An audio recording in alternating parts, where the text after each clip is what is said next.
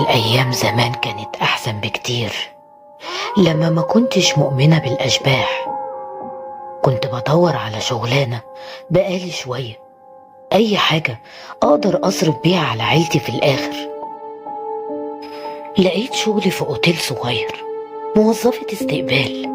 بس المشكلة إنه كان شغل بالليل، بالرغم إني ما كنتش حابة إن أشتغل شفتات ليلية، بس وافقت لأني ما كانش فيه قدامي أي اختيارات تانية.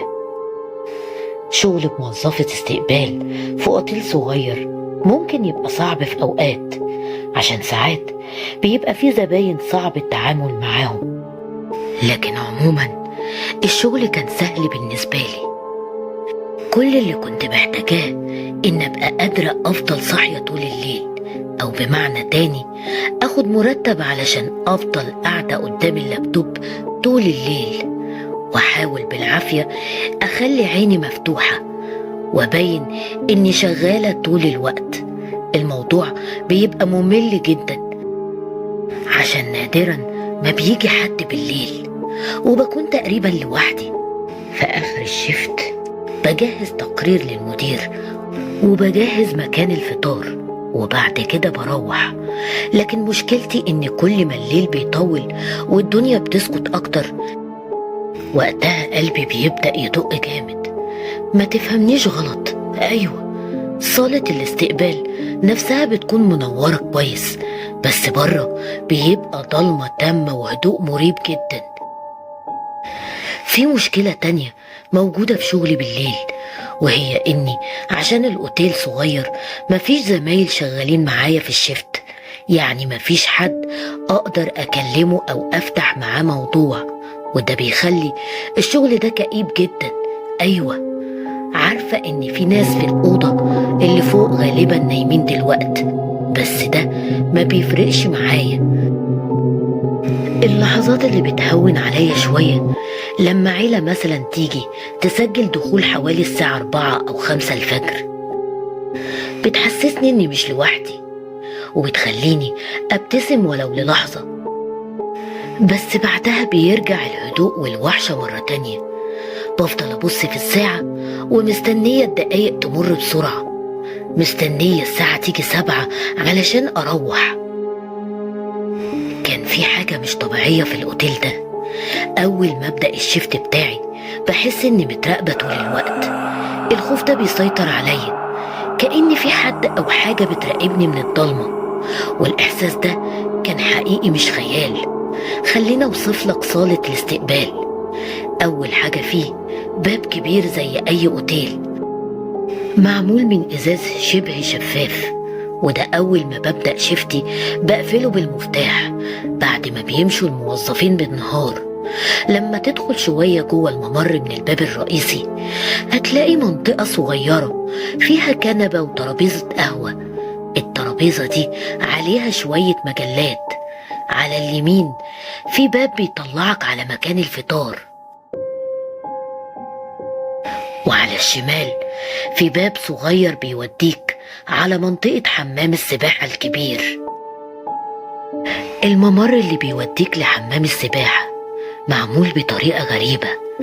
الحيطان كلها فاضية وما فيهاش أي ديكور، بس بصراحة الديكور مش فارق معايا، لأني مش باخد مرتب يخليني أهتم بكده. كل اللي يهمني إن أعمل شغلي وخلاص. في جرس صغير على اليمين وبفتح الباب، بس لو حد رن الجرس المفروض إن الباب ده يفضل مفتوح طول الوقت علشان الزباين، بس عشان الأوتيل ده على طريق سريع وفي منطقة مقطوعة الأحسن إنه يفضل مقفول. وحتى أقرب بنزينة حوالي 35 دقيقة من هنا. كانت دي تالت أو رابع ليلة ليا في الشغل ده، غالبا كانت حوالي 3 أو 4 الفجر، ولسه ما اتعودتش أبقى صاحية طول الليل.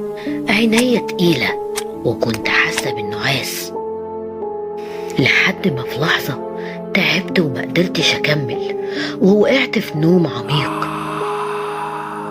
وفجأة حد رن الجرس.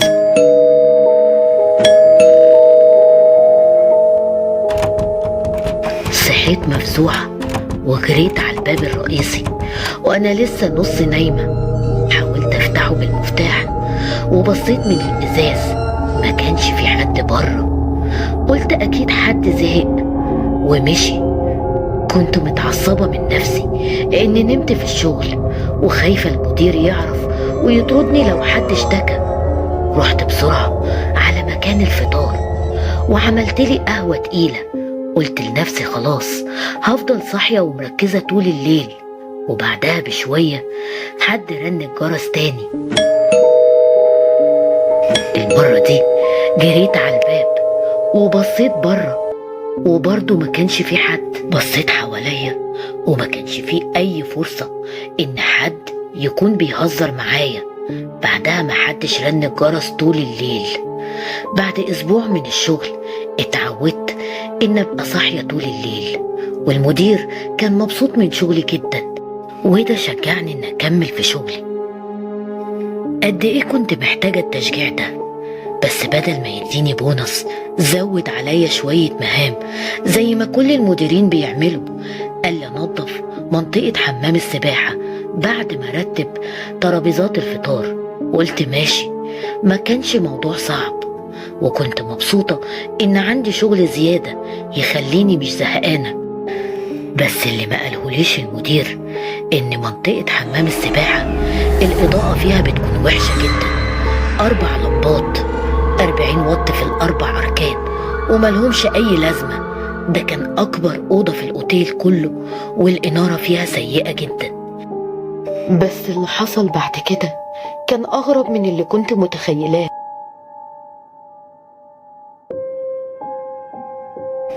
ساعات لما كنت أبص للحمام كنت بحس إن في حاجة هتطلع لي فجأة من المية وتشدني جواها، ومش هيكون في حد ممكن يقدر ينقذني. حاولت أشيل الأفكار دي من دماغي وركزت في تنظيف الحمام. وأنا بشيل شوية ورق وشجر وعيدان كانت موجودة في المية، شفت في انعكاس المية ظل حد ورايا. لفيت بسرعة عشان أبص، وكنت هقع في المية من كتر ما اتخضيت. كنت مرعوب ومش عارفة أمسك نفسي، لكن ما كانش في حد. بصيت في المية تاني لكن ما كانش في أي علامة أو أي أثر لأي حد. خلصت بقية الشغل بالعافية وقفلت باب حمام السباحة بسرعة وجريت على الكونتر. حاولت أحكي لزمايلي اللي في الشفت الصبح عن اللي حصل، لكن محدش صدقني. افتكروني بهزر أو بألف قصص عشان أخوفهم، أو يمكن الموضوع كله في دماغي. كنت متغاظة إن محدش كان مصدقني.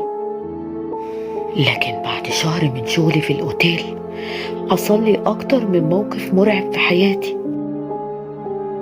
كنت قاعدة في الصالة وبتفرج على الأخبار، ولقيت إنهم بيقولوا إن في عاصفة جديدة هتحصل النهاردة بالليل، وممكن الكهرباء تقطع ساعتين.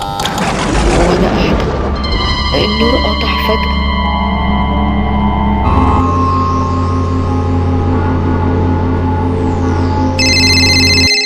لقيت تليفون جالي من واحد من النزلاء كان بيشتكي من انقطاع الكهرباء، وبيقول لي ليه الأوتيل مش موفر كهرباء احتياطي أو مولد. حاولت أهديه وشرحت له إن المولد عطلان من امبارح ومش شغال. بعد ما زهق مني قفل السكة. قلت أروح أجيب الكشاف وأرجع أقف في الكونتر لو حد تاني اشتكى. الحمد لله إن المدير كان موفر لي كشاف قديم لو حصل أي حاجة، بس الكشاف كان قديم جدا وساعات ما كانش بيشتغل كويس. وأنا واقفة في الطرقة بالكشاف في إيدي سمعت صوت لواحدة ست كانت بتعيط أو بتتوجع. كنت بحرك الكشاف يمين وشمال علشان أعرف الصوت ده جاي منين.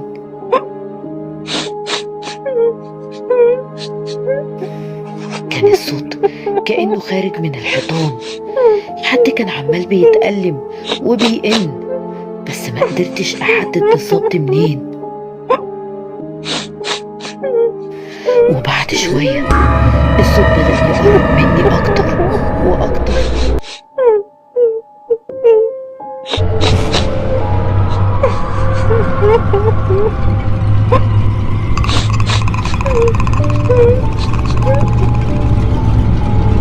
وفجأة شفتها.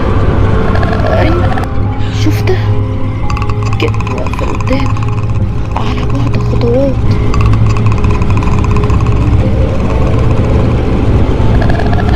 وشها كان مشوه، وجسمها كان شكله غريب وملتوي. جسمي كله كان عمال بيترعش من الرعب.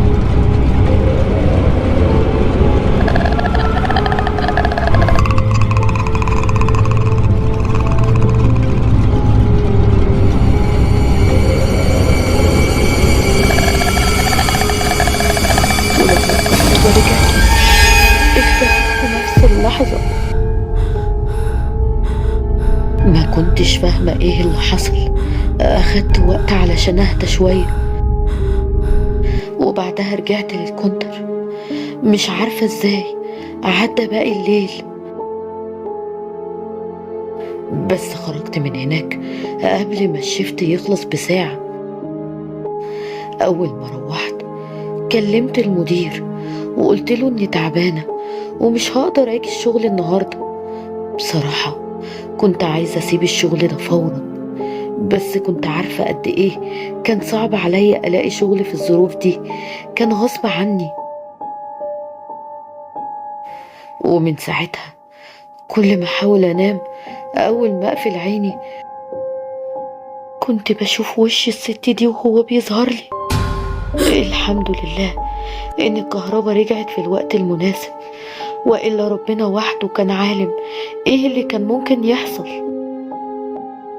دلوقتي بقالي 4 شهور شغالة هنا. لو كنت كملت 6 شهور كنت هقدر أسيب الشغل، لكن ال4 شهور دول ما يتحسبوش في الخبرة بتاعتي. الوقت ليل وأنا وصلت الأوتيل. الأخبار بتقول النهاردة هيكون في عاصفة جديدة.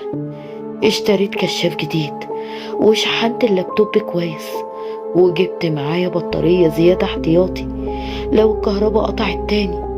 البطارية التانية هتساعدني أكمل الليلة.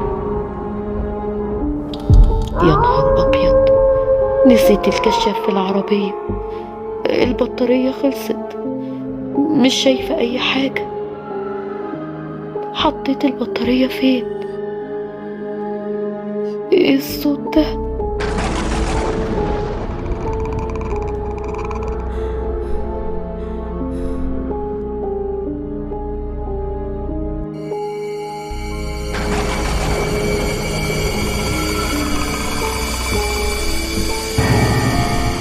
بس قبل ما اقفل الحلقة دي عندي سؤال ليكم. يا ترى لو كنتم مكاني وسمعتوا الصوت الغريب اللي بيطلع من الحيطان وشفتوا من الوش المشوه ده، كنتوا هتعملوا ايه؟ استنوني في الجزء الجاي، وما تنسوش تكتبولي اجاباتكم في التعليقات. يا ريت كمان تدوسوا لايك وتشتركوا في القناة علشان تتابعوا كل جديد. واقول لكم سلام.